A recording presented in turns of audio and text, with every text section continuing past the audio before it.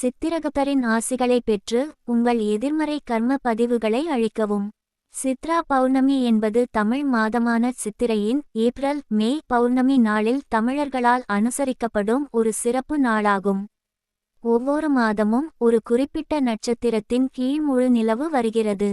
சித்திரை மாதத்தில் பௌர்ணமி சித்திரை நட்சத்திரத்தின் கீழ் வருகிறது. இது தமிழ் புத்தாண்டுக்கு பிறகு வரும் முதல் பௌர்ணமி ஆகும். இது ஆன்மீக முக்கியத்துவம் வாய்ந்தது, குறிப்பாக தென்னிந்தியாவில், மேலும் தர்மம் மற்றும் கர்மாவின் வான கணக்காளரான சித்திரகுப்தருடன் தொடர்புடையது. சித்ரா பௌர்ணமி தேதி மற்றும் நேரம் 2025. சித்ரா பௌர்ணமி 2025 திதி மற்றும் திதி வாக்கிய பஞ்சாங்கம். சித்ரா பௌர்ணமி திங்கட்கிழமை மே 12 2025 அன்று அனுசரிக்கப்படும். பௌர்ணமி திதி ஆரம்பம் மே 11 2025 அன்று இரவு காலை 8:47 மணி. பௌர்ணமி திதி முடிவடைகிறது மே 12 2025 அன்று இரவு காலை 10:45 மணி. சித்ரா பௌர்ணமியின் முக்கியத்துவம். இந்த மங்களகரமான நாள் மரணக் கடவுளான யமனால் நியமிக்கப்பட்ட வான கணக்காளர் பகவான் சித்திரகுப்தருடன் நெருக்கமாக தொடர்புடையது. பகவான் சித்திரகுப்தர் ஒவ்வொரு தனிநபரின் கர்மாவையும் நல்லொழுக்கங்கள் மற்றும் பாவங்கள் இரண்டையும் பதிவு செய்வதாக நம்பப்படுகிறது. புராணத்தின்படி சித்திரகுப்தர் பார்வதி தேவியால் ஒரு தெய்வீக ஓவியத்தின் வடிவத்தில் படைக்கப்பட்டார். பின்னர் அவர் கோமாதா காமதேனு மூலம் இந்த நாளில் பிறந்தார். சித்ரா பௌர்ணமி அன்று சித்திரகுப்தரை வழிபடுவது பக்தர்கள் தங்கள் செயல்களைப் பற்றி அதிக விழிப்புணர்வை பெறுவதன் மூலம் நீதியான வாழ்க்கையை வாழ உதவும் என்று நம்பப்படுகிறது.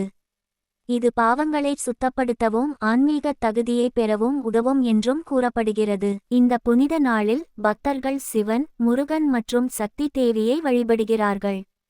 சித்ரா பௌர்ணமி அன்று இந்த தெய்வங்களை வழிபடுவது தெளிவு, பாதுகாப்பு மற்றும் ஆன்மீக வளர்ச்சிக்கு ஆசிகளை வழங்கும் என்று நம்பப்படுகிறது. தமிழ்நாடு முழுவதும் உள்ள கோயில்கள் வசந்த உற்சவத்தை வசந்த விழா கொண்டாடுகின்றன. மேலும் சித்திரை கஞ்சி, ஒரு பாரம்பரிய கஞ்சி என்ற சிறப்பு உணவு தயாரிக்கப்பட்டு பக்தர்களிடையே விநியோகிக்கப்படுகிறது. மக்கள் தங்கள் குடும்ப தெய்வ கோயில்களுக்கும் குல தெய்வம் சென்று சிறப்பு பிரார்த்தனை செய்கிறார்கள். சித்திரை திருவிழா. மதுரையில் சித்ரா பௌர்ணமி சித்திரை திருவிழாவின் பிரம்மாண்டமான உச்சக்கட்டத்தை குறிக்கிறது. இந்த நாளின் சிறப்பம்சம் கள்ளழகர் அரகர் வடிவில் விஷ்ணு எழுந்து தனது பக்தர்களை ஆசீர்வதிப்பதற்காக தனது அடையாள பயணத்தை மீண்டும் நிகழ்த்தும் புராண தருணமாகும்.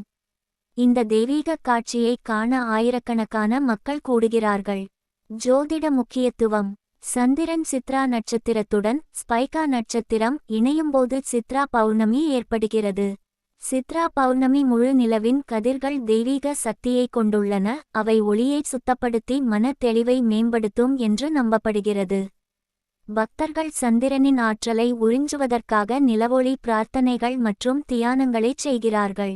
சித்ரா பௌர்ணமி அன்று சடங்குகள் மற்றும் கொண்டாட்டங்கள். காலை சடங்குகள். விநாயகர் மற்றும் உங்கள் குல தெய்வத்திற்கு குலதெய்வம் விளக்கேற்றி பிரார்த்தனை செய்வதன் மூலம் நாளை தொடங்குங்கள். வருகை. காலை பூஜையின் போது இனிப்பு பொங்கல், தயிர் சாதம் மற்றும் எலுமிச்சை சாதம் போன்ற சிறப்பு நைவேத்தியம் பிரசாதங்களை தயாரிக்கவும். உங்கள் அண்டை வீட்டாருடனும் குடும்பத்தினருடனும் பிரசாதத்தை பகிர்ந்து கொள்ளுங்கள். மகிழ்ச்சியையும் ஆசீர்வாதத்தையும் பரப்புங்கள். மாலை சடங்குகள். அந்தி வேளை நெருங்கும்போது பூஜை அறையில் ஒரு விளக்கை ஏற்றி நேர்மறை ஆற்றலை அழைக்க உங்கள் வீட்டின் நுழைவாயிலில் 2 களிமண் எண்ணெய் விளக்குகளை அகல் விளக்கு வைக்கவும். தெய்வங்களுக்கு மீண்டும் ஒருமுறை தூபம் மற்றும் தீபம் செலுத்துங்கள். முடிந்தால் முழு குடும்பத்தினரையும் ஒரு கூட்டு பிரார்த்தனை அமர்வுக்கு ஒன்று திரட்டுங்கள். இது வீட்டின் ஆன்மீக அதிர்வை அதிகரிக்கிறது. மாலை நைவேத்தியத்திற்கு சுண்டல் போன்ற பருப்பு வகைகளை பயன்படுத்தி ஒரு சிறப்பு உணவை தயாரிக்கவும். கேசரி, இனிப்பு பொங்கல் அல்லது அவல் பாயசம் போன்ற பாரம்பரிய இனிப்புகளையும் நீங்கள் சேர்க்கலாம். சந்திர தரிசனம். சித்ரா பௌர்ணமியின் முக்கிய சிறப்பம்சம் சந்திர தரிசனம், முழு நிலவை பார்ப்பது. மாலை சடங்குகளை முடித்த பிறகு உங்கள் வீட்டு வாசலில் அல்லது மொட்டை மாடியில் ஏறி சந்திரனை பார்த்து மனமார்ந்த பிரார்த்தனைகளை செய்யுங்கள். இதைத் தொடர்ந்து உங்கள் குடும்பத்தினருடனும் அண்டை வீட்டாருடனும் நைவேத்தியத்தை பகிர்ந்து கொள்ளுங்கள். இது ஒற்றுமை மற்றும் நல்லிண்ணுணர்வை வளர்க்கும். இந்த புனிதமானரவில் சந்திரக் கடவுளான சந்திரனை வழிபடுவது பாவங்களை நீக்கி மன அமைதியையும் உணர்ச்சி தெளிவையும் தரும் என்று நம்பப்படுகிறது. கிரிவலம் சுற்றம். சித்ரா பௌர்ணமி அன்று பக்தர்கள் சிவன் மற்றும் முருகன் போன்ற தெய்வங்களுக்கு அர்ப்பணிக்கப்பட்ட கோயில்களை சுற்றி கிரிவலம் சுற்றம் மேற்கொள்கிறார்கள். முக்கிய கிரிவல கோயில்களில் சிவபெருமானுக்கு அர்ப்பணிக்கப்பட்ட திருவண்ணாமலையில் உள்ள அருணாச்சலேஸ்வரர் கோயில் மற்றும் முருகனுக்கு அர்ப்பணிக்கப்பட்ட பழனி முருகன் கோயில் ஆகியவை அடங்கும். பௌர்ணமியின் ஆன்மீக முக்கியத்துவம். இந்து மதத்தில் பௌர்ணமி மன தெளிவு மற்றும் உணர்ச்சி ரீதியான குணப்படுத்துதலின் நேரமாக கருதப்படுகிறது.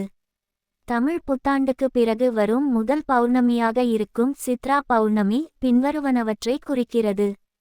புதிய தொடக்கங்கள், கர்ம சுமைகளை விட்டுவிடுதல், தெய்வீக விருப்பத்துடன் இணைத்தல். இந்த சித்ரா பௌர்ணமி கர்மாவின் அண்ட சமநிலையை மதிக்க நேரம் ஒதுக்குங்கள். பக்தியுடன் பிரார்த்தனை செய்யுங்கள். தலைமுறைகள் வழியாக அனுப்பப்பட்ட பழங்கால சடங்குகளை போற்றுங்கள்.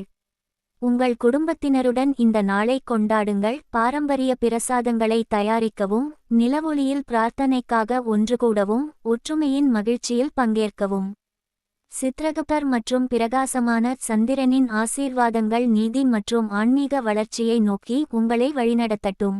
நன்றி வணக்கம். இந்த சேனல் உங்களுக்கு பிடித்திருந்தால் லைக் மற்றும் ஷேர் செய்யவும்.